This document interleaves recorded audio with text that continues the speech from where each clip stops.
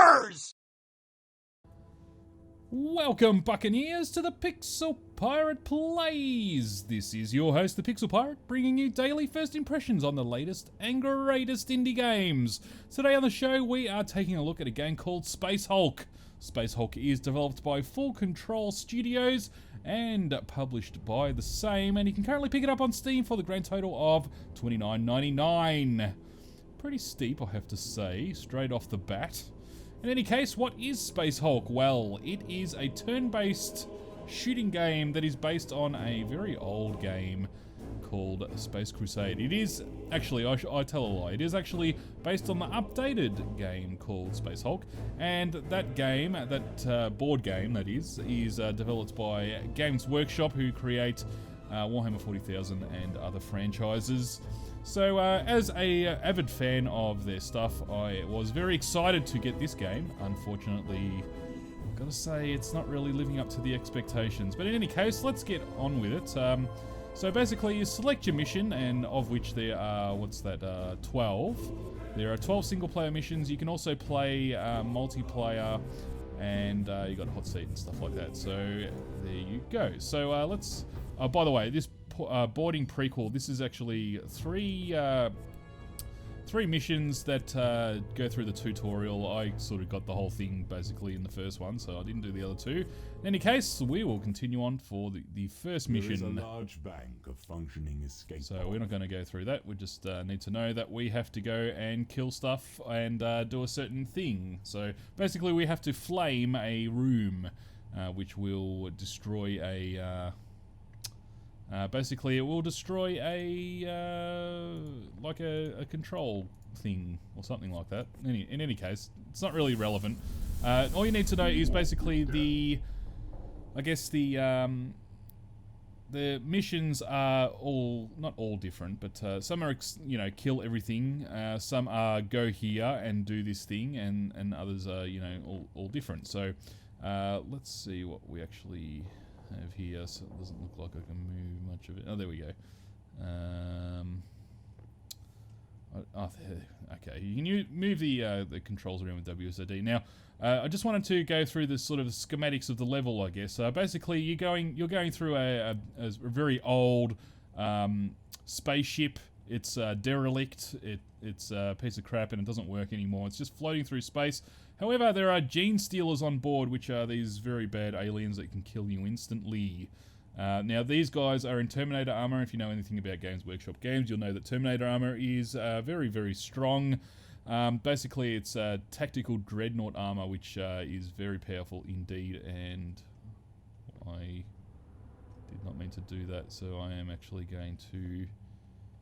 Can I change it? Okay, I'm not really understanding the controls here. It's a bit strange. You can scroll with the mouse going up and down and left and right. Unfortunately, because I have two monitors, I cannot go right. So I have to use the WSAD keys to try and scroll around, and that also moves the whole map around. In any case, you got these little blips here. You can see these little red blips here. These are where they're spawn points. To make a long story short, basically that's where the gene stealers come from, and you'll see them come out of these areas, or rather, you'll see blips of them. Now, the blips signify that there are in fact Xenos in the area. How many there are, you don't know. All you know is there is a blip. It could be between 1 and 3. In any case, let's get on with it. Basically, it's insta-death if you get hit. So you shouldn't get hit, essentially. Now, you have all sorts of different weapons. This is my my commander, my captain. He has a power sword and a storm bolter. And then we have a guy with a flamer here. A flamer has limited ammo, and we need to keep him for the mission. So we're going to put him over there. As you can see, the movement takes forever, but you can actually click on someone else and get them to move whilst everyone else is doing so. So I'm going to do that. Actually, he can move one more spot. Now, everybody has AP points, so action points, and basically once you spend all your action points, you cannot do anything further. Everything costs action points. Movement costs action points, as you can see. When I click on this fellow, it's, as you can see, 1 action point there, 2 action points, or 3. And also shooting takes action points. You can also do special, I guess, special commands if you like. So this is just shoot your weapon, and then this is the close combat, your power fists. The other three, by the way, the other three dudes have power fists and storm bolters. So they're kind of your stock standard Terminators, if you like. So you can do those two attacks. Then you got Overwatch, which costs 2 AP. And basically you stand there, and if anyone comes in your line of sight, then you can kill them instantly.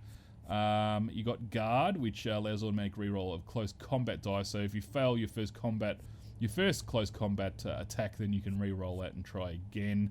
And finally, set move and fire target, and that's basically you can shoot down doors and things. There are doors in this game. You have to open the doors, and I do believe each door takes an action point, although I could be wrong. Now, aside from your regular action points, you actually get command points, which are rerolled every turn, and you can use those for extra action points on any of your guys. So I have finished my turn, I think, so I'm going to end the turn. As I said, it is all turn-based, so you need to keep that in mind. And here is a blip. Now, we don't know how many Gene Stealers are in each of these blips. It could be 1 to 3, and we have a whole bunch of them coming, in fact. So we need to really be on our guards here. In fact, what I'm going to do is I'm going to get this dude to go this way. Now, one thing that I actually dislike strongly about the game is that if you need to face a certain way, it costs an action point, which seems a bit silly. I can understand, like, movement, of course, would take action points and stuff like that, but to have, you know, you just turning around take an action point seems quite silly indeed. As you can see, it just takes forever to do anything. It really is quite annoying, and we're going to put him on Overwatch. So basically, the Gene Stealers are going to come through here. We will see them instantly because I opened this door, and because I'm in Overwatch, I'll be able to shoot at them. I can shoot unlimited times, which is also strange in Overwatch, but that's just the name of the game, I guess. Now, it is based on the board game, and I have not played the board game since the original iteration of it, which was called Space Crusade or something like that. So do bear with me. I could be saying things that, you know, were part of the rules of the board game, but it essentially, like, the whole game is not really translating all that well to computer. So whenever you shoot at something, and especially when you kill it, it actually goes to that first person mode. Oh, we have actually got a jam, which is not good. That's alright, I think we unjammed our weapon there. As you can see in the bottom right corner, when we get off this, and we're doing very well, by the way. We're killing everything that's coming through this doorway, which is awesome. Are all very dead, yes. On the bottom right there, oh wow, that is a lot of Gene Stealers. That is 6 Gene Stealers, and I might be in a bit of trouble here. In fact, that could be 7, even more, in fact. Wow, okay. So we could be in a little bit of trouble here. Have I got this guy selected? I have. Okay, so we are going to go on Overwatch. Protocol initiated. And just hope to God that none of these guys get to me. They actually take 6... They can move 6 tiles, so 1, 2, 3, 4, 5. They will, in fact, get to me. And we are going to also open this door. No, I don't want to turn around. Oh, geez. See, this is another thing. It's very clunky, the movement controls. Sometimes I, accidentally do things that I don't intend to do and waste action points doing it. There's no way to actually cancel a thing. So now I am like completely open because I am essentially an idiot and I've moved out of Overwatch.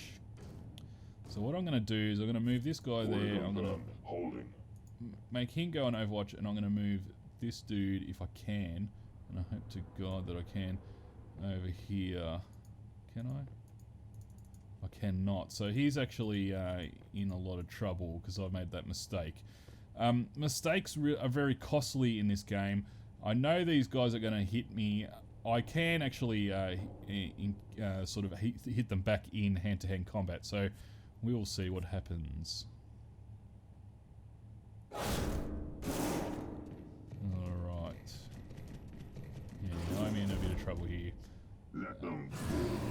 actually killed that guy in hand-to-hand combat. Wow, that's the thing. You definitely don't want to get into hand-to-hand combat with Genestealers because they are loads of trouble. How many guys have we got there? No, I can't tell. And we've got some more guys coming this way as well. Alright, so we did actually manage to, thank God. I'm just going to shoot at these guys here. And I have completely missed, so I'm going to go into Overwatch here.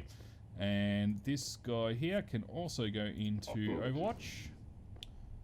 Yeah. Jeez, I'm in a lot of trouble here. Alright, let's end our turn and see how we go. We could see a lot of death here. Death and destruction of our Terminators. And what's going on? Oh, what's happening? Oh, I died. My captain died. This is bad. And I should have actually set my other guys on Overwatch, which means that I could have a team wipe here. Complete and utter team wipe. And it looks like, yes, oh, wow. This is somewhat embarrassing. So as you can see, you know, the hand-to-hand combat is a bad thing. Basically, you want to shoot Genestealers. You can get into hand-to-hand combat with them with no problem, but if you get surrounded, then you are in trouble. And I've just failed the mission because I need my flamer guy to actually do the mission. So I have failed the first mission, as you can see now.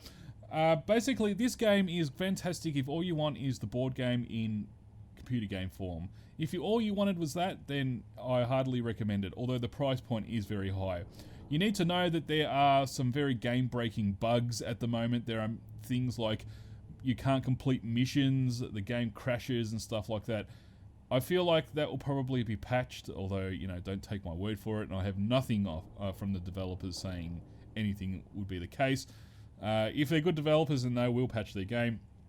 Now, if you're looking for the video game version of the board game, then you're going to be sorely disappointed because the excitement, you know, like they translated the board game literally to the video game, and the video game, you know, the excitement that can come from a video game version of a board game is just not there really. So, in any case, I'm kind of enjoying it. I think the price is way too high. If it was $10, then I'd hardly recommend it, even despite the bugs, because I feel like the bugs will probably get fixed eventually. But as it stands, for $30 with game-breaking bugs and not a whole lot of substance to the game, I probably would say give it a miss just for now. Anyway, maybe pick it up on sale.